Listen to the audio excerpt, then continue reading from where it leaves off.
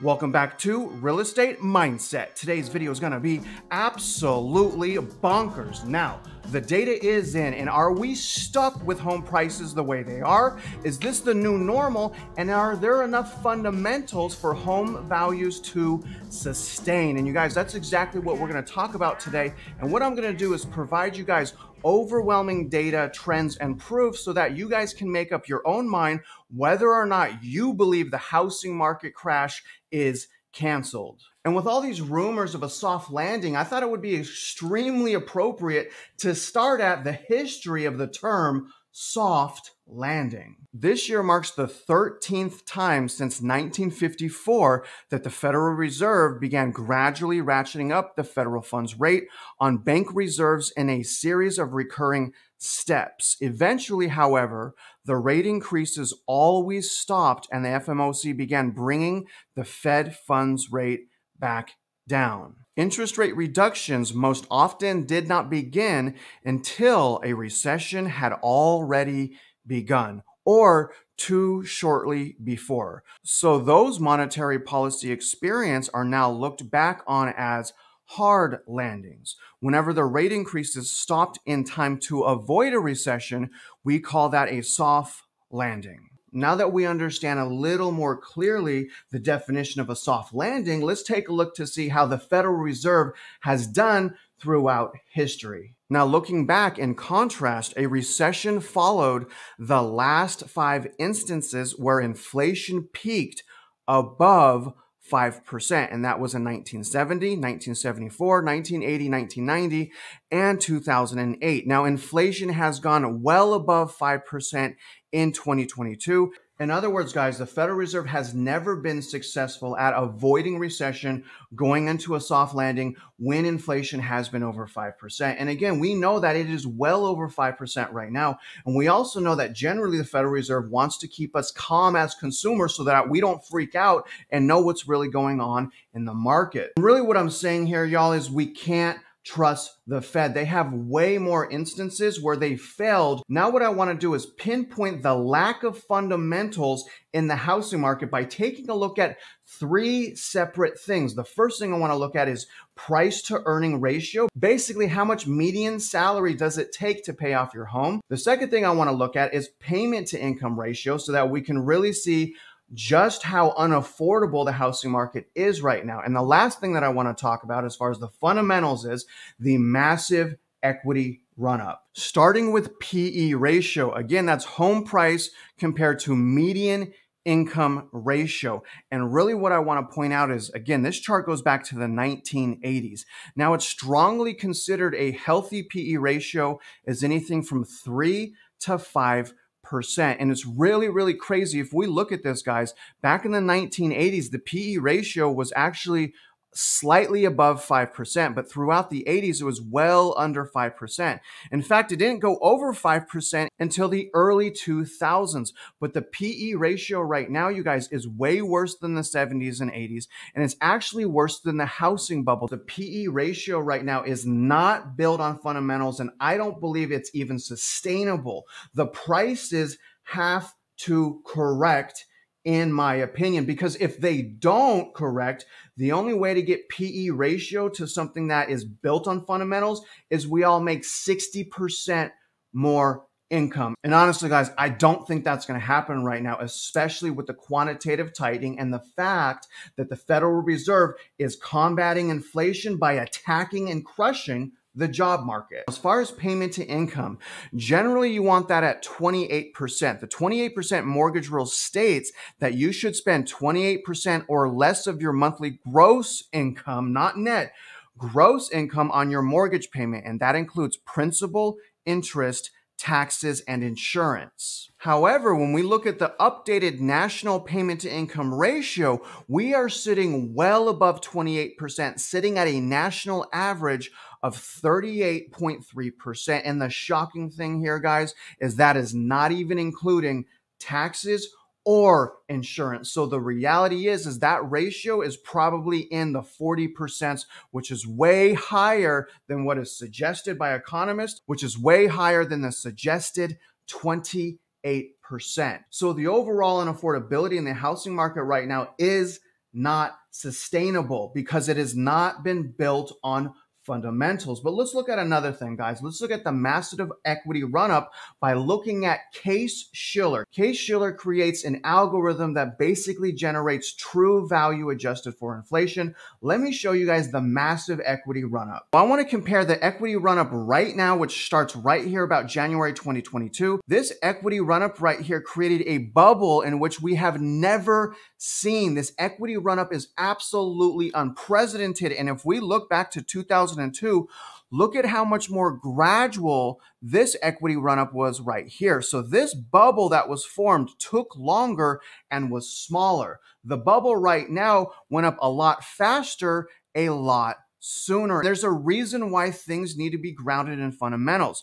Now we see the first dip in prices right here, followed by a beast of a rebound right here. Now this rebound is fooling a lot of people. A lot of people are saying because of this rebound, the housing market crash is canceled. Now, although I will agree that when we compare what's going on right now to 2008, we have way less active inventory and we do have way stronger loans. Nevertheless, we still have a housing market that is more unhealthy, unaffordable, that was built on things that are not sustainable, that is worse than 2007 and 2008. And in my opinion, y'all, much worse. Because the reality is the great financial collapse happened because people stopped making their mortgage payment, period.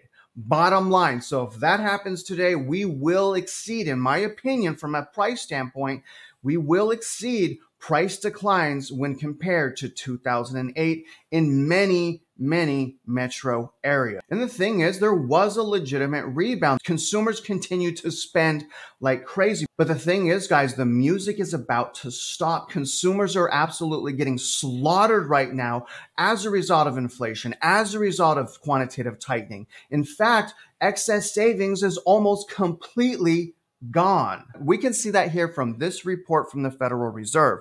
Now, remember, you guys, through COVID, all of that money printing, 2.1 trillion in total accumulated excess savings remained in the economy by March of 2023. So $2.1 trillion March of 2023. You guys, the insane thing is that's almost completely gone. This goes on. Our updated estimates suggest that households held less than 190 billion of aggregate excess savings by June. There is considerable uncertainty in the outlook, but we estimate that these excess savings are likely to be depleted during the third quarter of 2023. So literally, people are running out of money completely right now. But that's not it, you guys. What else is happening right now? Student loan payments are set to start in roughly 2 weeks. And if we look at this, guys, the total outstanding loan balances is sitting at $1.6 trillion in school loans. That represents over 43 million Americans that are fixing to have their payments start on their school loans. The average student loan debt, guys, is roughly $37,000. The payment is anywhere from $350 to $400. Now, obviously, that's going to further cripple demand and that's going to further cripple purchasing power, but that's not the only type of debt that's exploding. Consumers have also surpassed $1 trillion for the first time in history in credit card debt, and that is doing nothing but skyrocketing. So consumers are spending, but they're not using their savings. They're using credit card debt, which is one of the worst possible debts we can be in. And just as bad, you guys, is motor vehicle debt sitting at $1.5 trillion. Some of the recent car payments are over $1,000 a month. Some new vehicles are ranging from $70,000 to $90,000 on a 6-7 year term. The debt right now is absolutely out of control and consumers don't seem to care. People just want to stay comfortable. They want to stay in that COVID comfort bubble. But the reality is that's not how life works. And we can see that with the default rates in consumer debt. More Americans are falling behind on their credit card payments. The rate of new credit card delinquencies has surpassed its pre-COVID levels, clocking in at a whopping 7.2% delinquency rate in the second quarter of this year. That's crazy. Now, in addition to that, auto loan delinquencies were at 7.3% in Q2, also higher than pre-pandemic levels. However, mortgage rate delinquencies remain extremely low. And the primary reason delinquencies are low right now is one, the labor market. Unemployment tracks mortgage delinquencies, but the bigger reason is people right now, most people, not the new buyers, but the older buyers have massive amounts of equity. So before they foreclose, they will sell. But let me tell you guys this. Once the price decline starts to unhinge, once again, like it started to last year, and that equity starts evaporating, that will obviously create many more households that are in a financial hardship and cannot pay their mortgage. And in addition to all of these things, the lack of fundamentals, a consumer that is getting wrecked right now, we also have multiple recession indicators, which means we have not even experienced the pain. A lot of people are like, Travis, you're wrong. Admit you're wrong. And I'm like, y'all are crazy. How am I wrong? We're still on the plane ride. Once they stop quantitative tightening, once everything reinverts, and if we avoid recession, I'll happily say I'm wrong. But the reality is there are an overwhelming amount of data points that are saying to us, be careful, bad things coming. And we can see that clear as day when we talk about the inversion of the 10-year and the 2-year. We have been inverted for a little over 14 months. The average time of inversion before recession is 15 months. So literally, according to the 10 and the 2, we are knocking at the door of recession right now. Now, normally this has to reinvert and then we go into recession. However, if we look at the 70s and 80s, we actually went into recession while we were still inverted. But here's another economic indicator called GDP plus that basically warns us that we are in recession right now. Anytime GDP plus goes negative, usually it's an indication that we're already in recession. That goes back to the 1960s, and I believe we've only had one false positive back in 2016. And right now, you guys, GDP plus is showing negative, which basically is a sign that something is very, very wrong right now. And in addition to these recession indicators, we also have, for the first time in 75 years, since the Great Depression, we have M2 money supply going down at the same time as quantitative tightening. In other words, the economy is taking a double whammy of hits, and more than likely, the reason we don't see a recession right now is because things take time. There are lag effects in place, and we should understand that because there was an overwhelming amount of propping up in the form of money printing. But honestly, guys, to me, in my opinion, the depth of the recession, the depth of the housing market crash is all going to boil down to one important set of data, which is unemployment. And right now, you guys, we've had a month-over-month increase of unemployment of 30 basis points. If we annualize that, that will put us at over a 6% unemployment rate. And again, for the first time since I think about a year and a half, unemployment has gone up. But I want to tell you guys what unemployment was before certain recessions. If we look at the 1969 recession, going back all the way over here, we can see that unemployment was actually lower than what it is right now before entering recession. In October of 1969, unemployment was only 3.7%.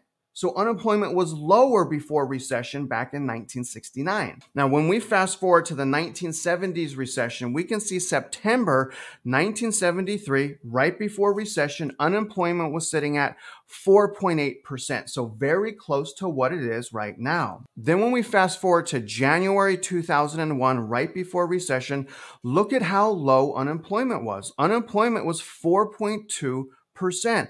Almost what it is right now. And you guys, when we fast forward to the monster recession, the great financial collapse, we can see, even though there was a subprime crisis, even though there was already property decline, in October of 2007, the unemployment rate was only 4.7%.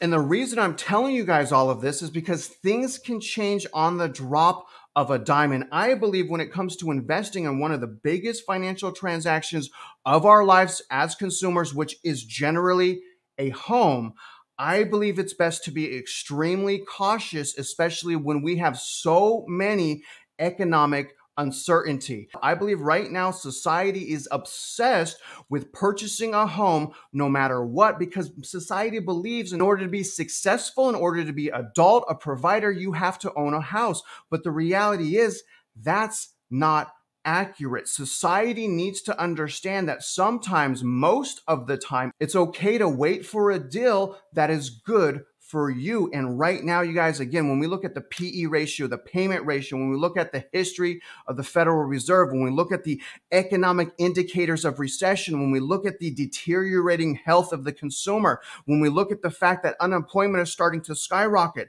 I believe that an economic crisis is right around the corner. And for those of us who have sat on the sidelines saving our money and increasing our purchasing power, I believe that we are going to become the biggest winners out of all of this. And if you guys agree with me, please comment below. If I left something out, also comment below. And don't forget, guys, if you can, like the video, subscribe if you haven't already, shoot me a comment, like I said. And other than that, I really hope you guys got some new value, insights, and perspective. And if you're out there investing in real estate, you know I wish you luck, and I hope you win.